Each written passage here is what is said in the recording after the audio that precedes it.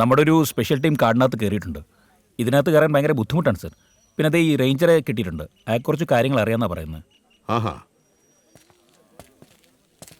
Sir എന്താണോ ഇത്? Sorry. താൻ ആരെങ്കിലും ഈ കാട്ടിനകത്ത് കണ്ടോ? ഇല്ല സർ. സത്യം പറഞ്ഞോ, വലിയ പുള്ളി. സത്യമായിട്ടും എടോ, ഈ ടെററിസ്റ്റുകൾ ചാടി എന്ന് പറയുന്ന ഏരിയ തനിക്കറിയാവോ? അത് നടക്കാനുള്ള ദൂരമുള്ളൂ സർ. നടക്കാനുള്ള ദൂരമുള്ളൂ. എന്നിട്ടാണോ അവന്മാര് ജീപ്പ് എല്ലാം കൂടെ കെട്ടിയെടുത്ത് അങ്ങോട്ട് പോയത്? പക്ഷെ 2-3 ദിവസം നടക്കണം സർ. 2-3 ദിവസം നടക്കണം. എടോ, താൻ ആള് കൊള്ളാലോ.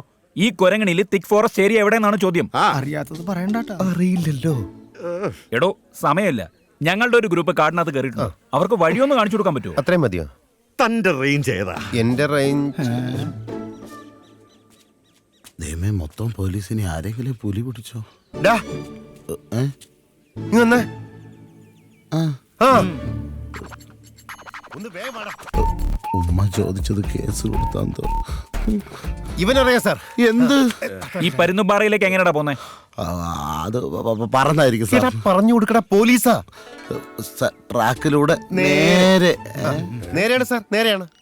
6 മൈലിലെത്തുമ്പോ ഒരു 4 കിലോമീറ്റർ മേപ്പോട്ടങ്ങ് ഒരു പോണം. 4.5 കിലോമീറ്റർ വരും. നമ്മളന്ന് പോയതല്ലേടാ അല്ലേ?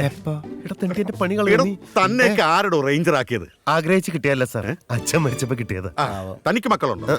ഓ, ഈ കാടിന്റെ ഭാഗ്യം. ഞങ്ങളുടെ പാടോ.